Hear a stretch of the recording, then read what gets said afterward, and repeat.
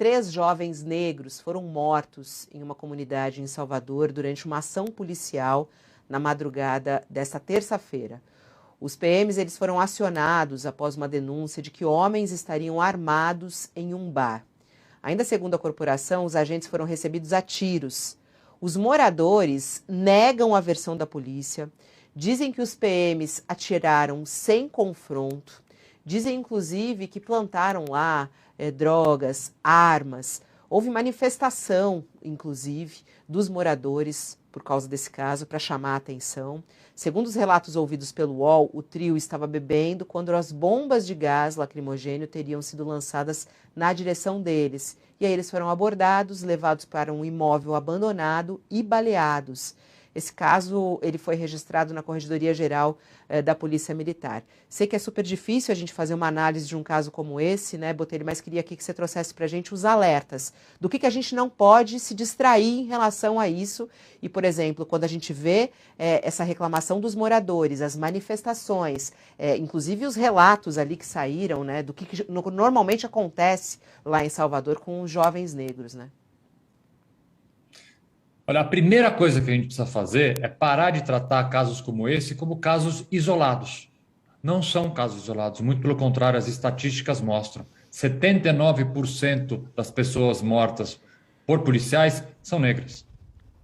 Portanto, por mais que tenha que haver uma investigação, certamente haverá uma investigação, aí nós temos que nos perguntar que tipo de investigação.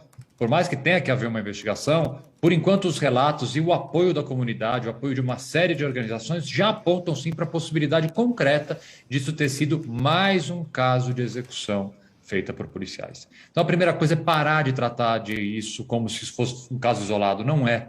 Essas balas sempre encontram corpos negros, periféricos, portanto o tratamento ser dado a esse tipo de ação precisa ser um tratamento muito mais sério do que nós costumamos dar. E por quê?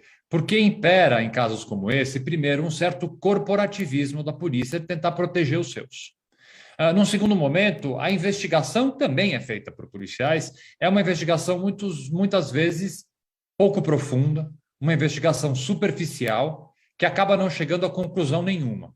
E aí a gente tem que colocar também o papel do judiciário, o papel de proteção que muitas vezes o judiciário dá a policiais que fogem completamente do escorreito e do devido forma de agir de um policial e cometem sim crimes. Então nós temos uma participação de proteção de parte do Ministério Público, de juízes, que não olham para esses casos com a seriedade e a gravidade que eles têm. Porque, a bem da verdade, Fabíola, o que acontece? A impunidade prevalece em casos como esse. Se a gente pegar essa notícia e for se perguntar como está a investigação, se há um processo, como se encerrou essa investigação daqui a um ano, muito provavelmente nós chegaremos a muito pouco.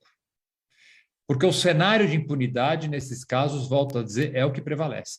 E é sempre bom lembrar que há pouco tempo atrás nós tivemos o ex-juiz, ex-ministro e hoje candidato a presidente da República, pré-candidato a presidente da República, Sérgio Moro, tentando incluir no pacote anticrime uma previsão legal, uma excludente de licitude, que daria, sim, maior liberdade ainda para que esses casos de violência policial passassem impunes. A excludente de licitude, que ainda bem não foi aprovada no pacote anticrime, traria um reflexo direto na legislação, fazendo com que casos como esse e outros tantos casos passassem completamente ao largo da justiça, já que esses policiais, por medo, violenta emoção, esse era o texto legal, poderiam aí ter suas penas e até um perdão judicial em razão das suas ações, em tese, num ambiente de confronto em que estariam com medo ou a seguir de uma violenta emoção. Ainda bem que isso não passou, mas sempre há medidas e sempre há propostas legislativas para flexibilizar essa parte da legislação. E é um perigo muito grande, justamente num cenário que nós temos de que a impunidade prevalece, e volto a dizer, isso não é um caso isolado.